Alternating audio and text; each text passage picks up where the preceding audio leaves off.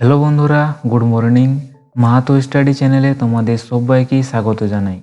আজকে আমরা class 8-এর English বিষয়ের তৃতীয় পর্যায়ক্রমিক মূল্যায়নের একটি নতুন প্র্যাকটিস সেট নিয়ে আলোচনা করব। আর এই প্র্যাকটিস সেটটিতে যতগুলি প্রশ্ন দেওয়া রয়েছে সমস্ত প্রশ্নের উত্তরগুলিও আমরা এই ভিডিওর মাধ্যমে আলোচনা করব। আর এই প্র্যাকটিস সেটটিতে টোটাল 3টি রাইটিং স্কিল দেওয়া রয়েছে। সেই 3টি রাইটিং স্কিলের উত্তরগুলিও আমরা এই ভিডিওর মাধ্যমে আলোচনা করব। তো শুরু করা যাক আজকের ক্লাস। থার্ড সামেটিভ এভালুয়েশন পূর্ণমান হচ্ছে 70 আর এর জন্য সময় থাকছে প্রায় 2 ঘন্টা 30 মিনিট।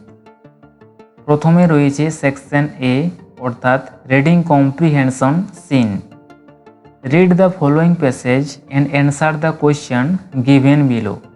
এখানে একটি প্যাসেজ দেওয়া রয়েছে, সেই প্যাসেজটি তোমাদেরকে খুব ভালো করে পড়ে নিতে হবে। তারপর সেই প্যাসেজটি থেকে যেসব প্রশ্ন দেওয়া থাকবে সেই প্রশ্নের উত্তরগুলি তোমাদেরকে লিখতে হবে। তো দেখে নেওয়া যাক প্যাসেজটি। এই প্যাসেজটি একবার আমি বাংলা মানে সমেত পড়ে দিচ্ছি, তোমরা মন দিয়ে শোনার চেষ্টা করো।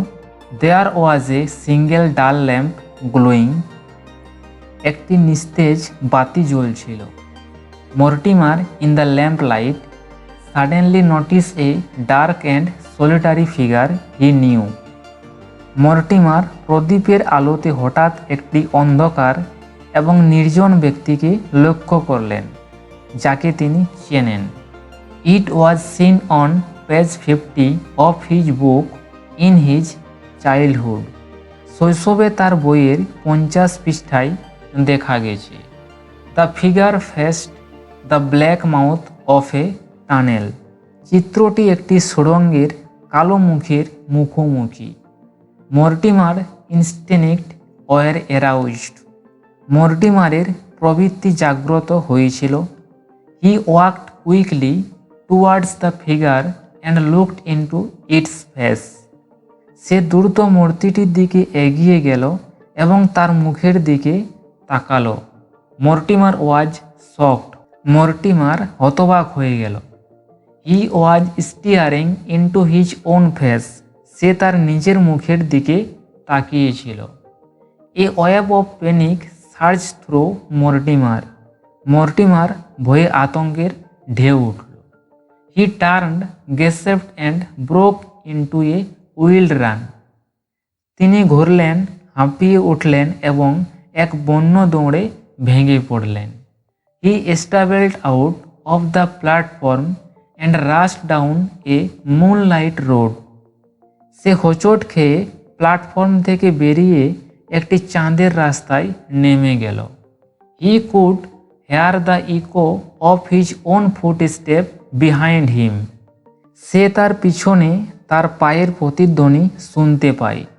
The footsteps were steadily gaining on him.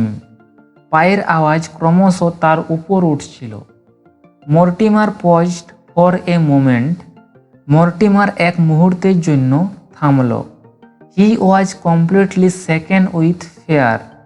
ভয়ে সে পুরোপুরি কাঁপছে। He began to run again. আবার সে দৌড়তে লাগলো। তো এই ছিল প্যাসেজ, আর এই প্যাসেজের বাংলা মানেটি আমি এই স্লাইডে লিখে দিয়েছি, তোমরা চাইলে একবার পড়ে নিতে পারো। এই বাংলা মানেটা তোমাদের পরীক্ষার হলে লেখা থাকবে নাই, এটা জাস্ট বোঝার সুবিধার্থে আমি তোমাদেরকে লিখে দিয়েছি। ক্লিয়ার? এরপর আমরা দেখে নেব এই প্যাসেজটি থেকে যেসব প্রশ্ন দেওয়া রয়েছে সেই প্রশ্নের উত্তর সহ আলোচনা করব। তো দেখে নেওয়া যাক। প্রথমে রয়েছে অ্যান্সার দ্য ফলোয়িং কোয়েশ্চেন। এখানে টোটাল 3টি প্রশ্ন দেওয়া রয়েছে আর প্রতিটি প্রশ্নের মান 2 নম্বর করে। 1 নম্বর প্রশ্ন হচ্ছে, what did Mortimer suddenly see in the light of a single dull lamp. এর মানে হচ্ছে মর্টিমার হঠাৎ একটি নিস্তেজ প্রদীপের আলোয় কি দেখতে পেলেন। উত্তরটি হচ্ছে, Mortimer suddenly saw a dark and solitary figure in the light of a single dull lamp. Mortimer হঠাৎ একটি নিস্তেজ প্রদীপের আলোয় একটি অন্ধকার এবং নির্জন চিত্র দেখতে পেল। 2 নম্বর প্রশ্ন হচ্ছে how did he know the dark and solitary figure, তিনি কিভাবে অন্ধকার এবং নির্জন চিত্রটি জানতেন? উত্তরটি হচ্ছে he knew the dark and solitary figure from a picture on page 50 of his book in his childhood, তিনি শৈশবে তার বইয়ের 50 পৃষ্ঠার একটি ছবি থেকে অন্ধকার এবং নির্জন চিত্রটি জানতেন।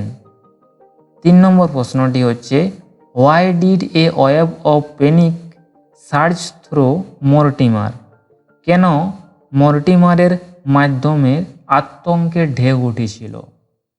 উত্তরটি হচ্ছে এ wave of panic surged through Mortimer because when he looked into the face of the figure he realized he was staring at his own face. This realization shocked him and filled him with fear.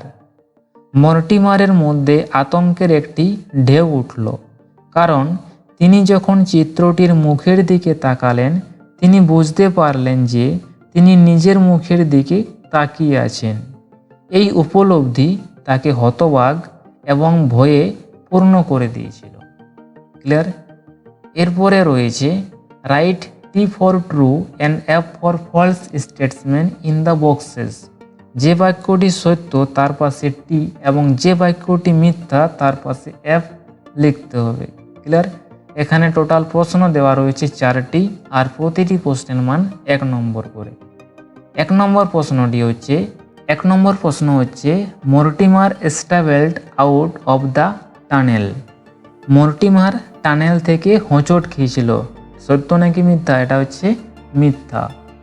2 নম্বর প্রশ্ন হচ্ছে he could hear the echo of his friends footstep behind him, সে তার পিছনে তার বন্ধুর পায়ের প্রতিধ্বনি শুনতে পায়, এটি সত্য নাকি মিথ্যা? এটি হচ্ছে মিথ্যা। 3 নম্বর প্রশ্ন হচ্ছে he was staring into his own face, সে তার নিজের মুখের দিকে তাকিয়েছিল, এটি হচ্ছে সত্য। 4 নম্বর প্রশ্ন হচ্ছে Mortimer paused for a minute, Mortimer 1 মিনিটের জন্য বিরতি দিয়েছে, এটি সত্য। তো এই ছিল আমাদের প্যাসেজ, আর এই প্যাসেজটি থেকে যেসব প্রশ্ন ছিল সমস্ত প্রশ্নের উত্তরগুলিও আমরা দেখে নিলাম। এরপরে আমরা দেখে নেব পোয়েম। এরপরে রয়েছে read the following stanza and answer the following question. এখানে একটি পোয়েম দেওয়া রয়েছে, সেই পোয়েমটি তোমরা খুব ভালো করে পড়ে নেবে, তারপরে এখান থেকে যেসব প্রশ্ন দেওয়া থাকবে সেই প্রশ্নের উত্তরগুলি তোমাদেরকে করে নিতে হবে। তো দেখে নেওয়া যাক পোয়েমটি। The swallow is a summer bird, he in our chimney, when the weather is fine and warm, may then be heard chirping his notes for weeks together. Come there but one cold wintry day, away will fly our guest the swallow, and much like him we find the way, which many a young friend will follow. এ হচ্ছে তোমাদের poem, আর এর যে বাংলা মানে আমি এখানে লিখে দিয়েছি, তোমরা চাইলে পড়ে নিতে পারো। এরপরে দেখে নেওয়া যাক এই পোয়েমটি থেকে কী সব প্রশ্ন দেওয়া রয়েছে। প্রথমে রয়েছে অ্যান্সার দ্য ফলোয়িং কোয়েশ্চেন। এখানে টোটাল 3টি প্রশ্ন দেওয়া রয়েছে আর প্রতিটি প্রশ্নের মান 2 নম্বর করে। প্রথম প্রশ্ন when can one hear the song of the swallow, এর মানে হচ্ছে সোয়ালের গান কখন শোনা যায়। তো কখন শোনা যায়? এটা হচ্ছে তোমার গ্রীষ্মের সূক্ষ্ম ও উষ্ণ আবহাওয়ায় গানটা শুনতে পাওয়া যায়। তো দেখে নেওয়া যাক উত্তরটি। One can hear the song of the swallow during fine and worm weather in summer, গ্রীষ্মের সূক্ষ্ম এবং উষ্ণ আবহাওয়ায় সোয়ালের গান শুনতে পারে। পরবর্তী প্রশ্ন হচ্ছে who will follow the behaviour of the swallow, সোয়ালোর আচরণ কে অনুসরণ করবে?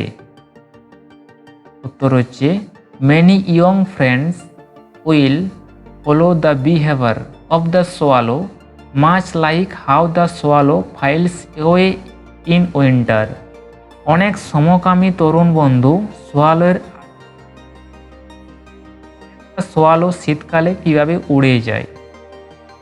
পরবর্তী প্রশ্ন হচ্ছে what does the swallow do in summer. গ্রীষ্মকালে সোয়ালো কি করে।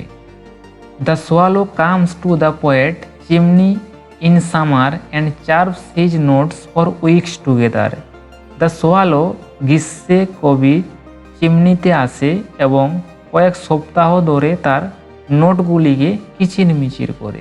এরপরে রয়েছে write T for true and F for false স্টেটসম্যান ইন দ্য বক্সেস। যে বাক্যটি সত্য তার পাশে টি এবং যে বাক্যটি মিথ্যা তার পাশে এফ লিখতে হবে। ক্লিয়ার। এখানে টোটাল প্রশ্ন দেওয়া রয়েছে 4টি আর প্রতিটি প্রশ্নের মান 1 নম্বর করে। তো দেখে নেওয়া যাক প্রথম প্রশ্ন। The chirping of the swallow is hard in winter.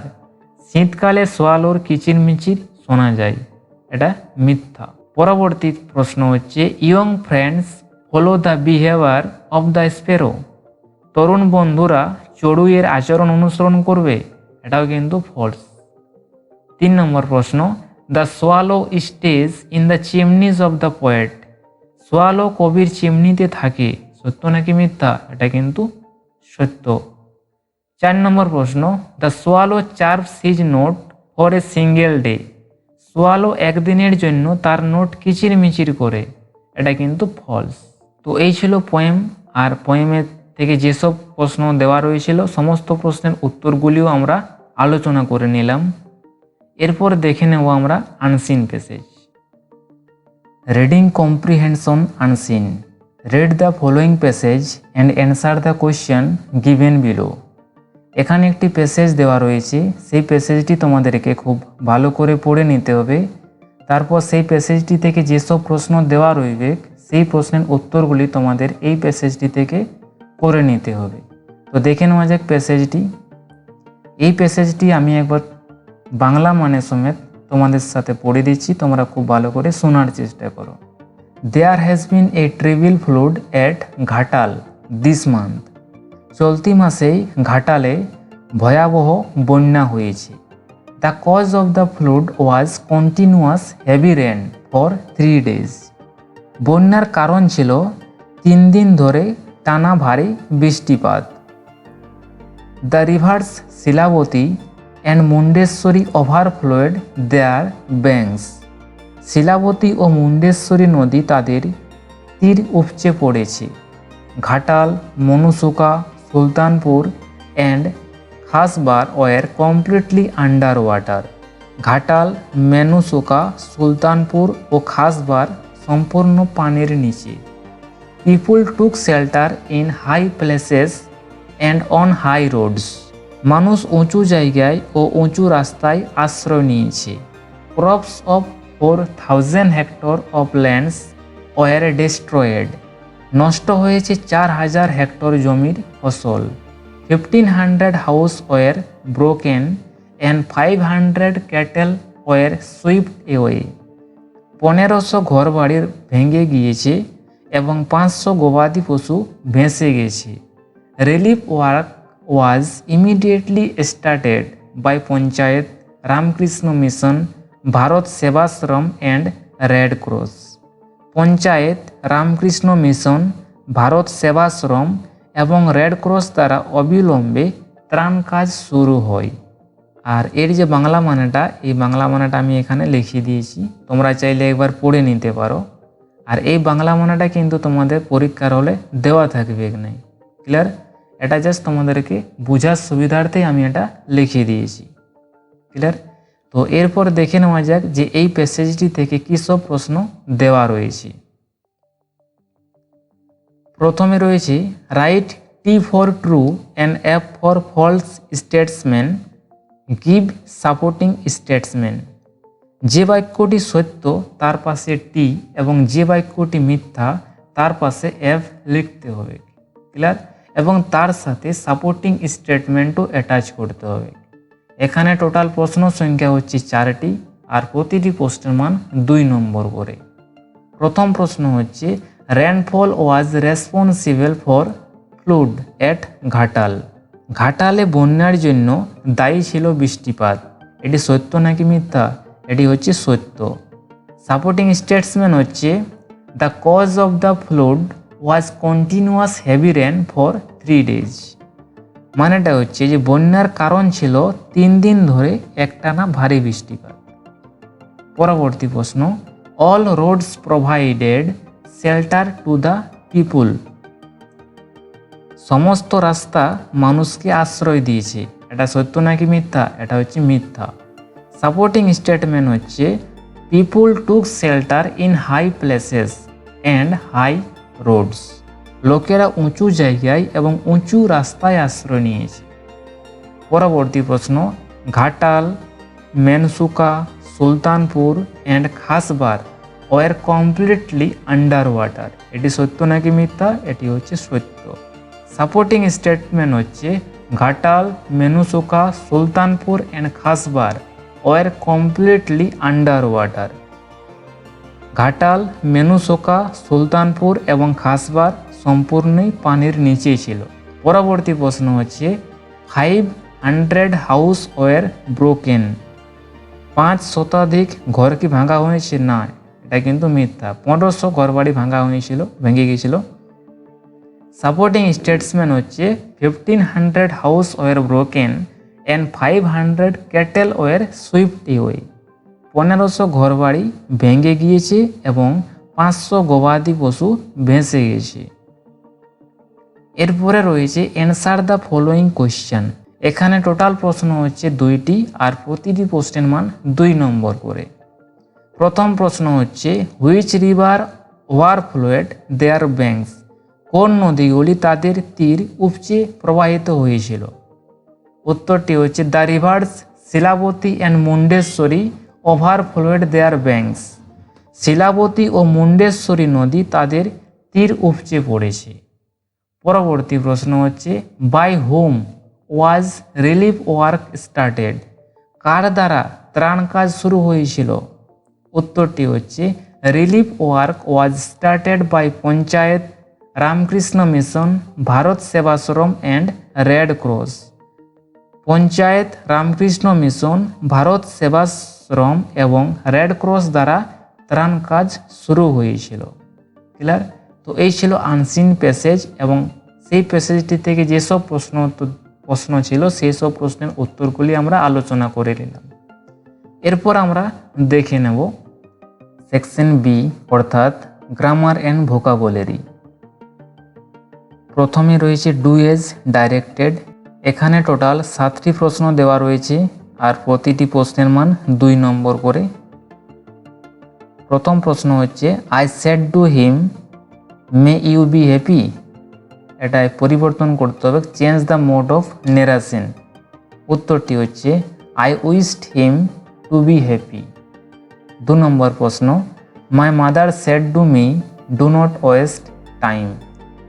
এটাই পরিবর্তন করতে হবে নেরেশন চেঞ্জে। উত্তরটি হচ্ছে my mother advised me not to waste time.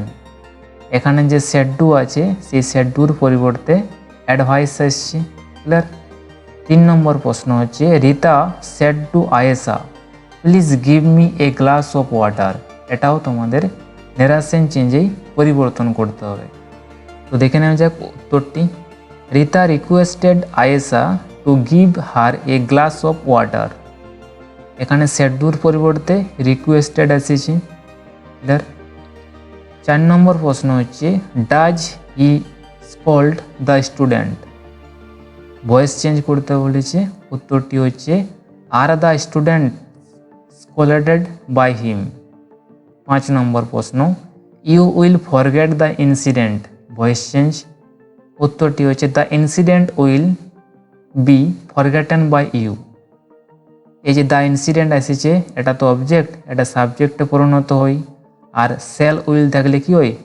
Sell উইলের পরে বি চলে আসে। এই যে ফরগেট আছে এই ফরগেটের থার্ড ফর্ম হচ্ছে ফরগেটেন, তারপরে বাই প্রিপোজিশনটি আসে আর এখানে যে সাবজেক্ট হয় আর সাবজেক্টটি কিসে পরিবর্তিত হয়? অবজেক্টে পরিবর্তন হয়। তাহলে উত্তরটি হচ্ছে the incident will be forgotten by you. 6 নম্বর প্রশ্ন হচ্ছে Yadav was being followed by a stranger, change the voice. উত্তরটি হচ্ছে a stranger was following Yadav. পরবর্তী প্রশ্ন এসছে the hunter saw the tiger he fired at once join into simple sentence. উত্তরটি হচ্ছে the hunter saw the tiger and fired at once. এরপরে রয়েছে find out words from the passage in question number 3 which means the following. Unseen যে প্যাসেজটি ছিল সেই unseen প্যাসেজটি তোমাদেরকে পড়তে হবে, আর এখানে কতগুলো ওয়ার্ড দেওয়া আছে তার মিনিংটা তোমাদের ইংরেজিতে লিখতে হবে। প্রথমে রয়েছে উইদাউট এনি ব্রেক, এটা থেকে আসছে কন্টিনিউয়াস, আর দেন অ্যান্ড দেয়ার এটা থেকে আসছে ইমিডিয়েট। এরপর আমরা দেখে নেব সেকশন সি অর্থাৎ রাইটিং স্কিল।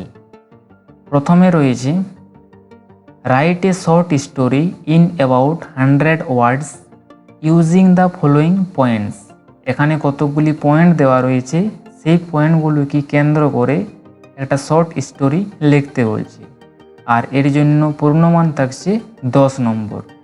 তো দেখে নেওয়া যাক সেই শর্ট স্টোরিটি। প্রথমে তোমরা হেডিং দেবে the farmer and the snake. One winter day a farmer was walking in his field when he saw a snake lying on the ground. এক শীতের দিনে এক কৃষক তার ক্ষেতে হাঁটছিলেন, তখন তিনি একটি সাপকে মাটিতে পড়ে থাকতে দেখেন। The snake was almost dead from the cold. সাপটা প্রায় ঠান্ডায় মরেই গেছে। The farmer felt sorry for the snake, so he picked it up and brought it home. কৃষক সাপটির জন্য অনুতপ্ত, তাই তিনি এটিকে তুলে বাড়িতে নিয়ে আসেন। He put the snake in a warm place and gave it some food. তিনি সাপটিকে একটি উষ্ণ জায়গায় রেখে কিছু খাবার দিলেন। The snake soon recovered and was able to slither away. সাপটি শীঘ্রই সুস্থ হয়ে উঠল এবং দূরে দূরে সরে যেতে সক্ষম হয়েছিল। One day the farmer son was playing in the yard when he saw the snake. একদিন কৃষকের ছেলে উঠোনে খেলার সময় সাপটিকে দেখে। The snake was about to bite the boy, but the farmer saw it in time and chased the snake away. সাপটি ছেলেটিকে কামড়াতে যাচ্ছিল, কিন্তু কৃষক সময় মতো তা দেখে সাপটিকে তাড়িয়ে দেয়। The farmer was glad that he had saved his son from the snake. কৃষক খুশি হয়েছিল যে সে তার ছেলেকে সাপের হাত থেকে বাঁচিয়েছে। But he also learned a lesson, কিন্তু সে একটি শিক্ষাও শিখেছে। Never trust a snake no matter how kind you have been to it. সাপকে কখনোই বিশ্বাস করবেন না, আপনি যতই দয়ালু হন না কেন। তো এই ছিল তোমাদের শর্ট স্টোরি। পরবর্তী কোয়েশ্চেন হচ্ছে write a letter to your father requesting him to send you a consent letter so that you may take part in the excursion to Shantiniketan arranged by your school. You should mention in your letter the date of journey, the date of return, how you will go and who will accompany you. একটা চিঠি লিখতে বলছে যে তুমি শান্তি নিকেতনে যাবে, তার জন্য তোমার বাবার কাছ থেকে একটা সম্মতিপত্র এটাকে নিয়ে একটা চিঠি লিখতে বলছে। এখানে তোমাকে মেনশন করতে হবে যে কত তারিখে তুমি ভ্রমণে যাবে, কত তারিখে ফিরবে, কিভাবে যাবে, ঠিক আছে, আর সাথে কে যাবে, এটাকে তোমার মেনশন করতে হবে। আর এখানে নম্বর থাকছে 10 নম্বর। তো দেখে নেওয়া যাক লেটারটি। প্রথমে লিখবে dear dad, I am writing to request your permission to take part the excursion to Shantiniketan arrange by our school. আমি আমাদের স্কুলের নিকেতনে ভ্রমণে অংশ নিতে আপনার অনুমতির অনুরোধ করতে লিখেছি। The trip will be from 10th to 12 September. এই ট্রিপটি হবে 10 থেকে 12 সেপ্টেম্বর পর্যন্ত। তোমরা এখানে যে কোনো ডেট দিতে পারো, clear. We will be travelling by bus. আমরা বাসে যাতায়াত করব। And will be accompanied by our class teacher. তারপরে তোমাদের নিজেদের ক্লাস টিচারের নামটা লিখে দেবে। পরবর্তী থাকছে I have been studying hard and have been mentioning good grade. আমি কঠোর অধ্যয়ন করেছি এবং ভালো গ্রেড বজায় রেখেছি।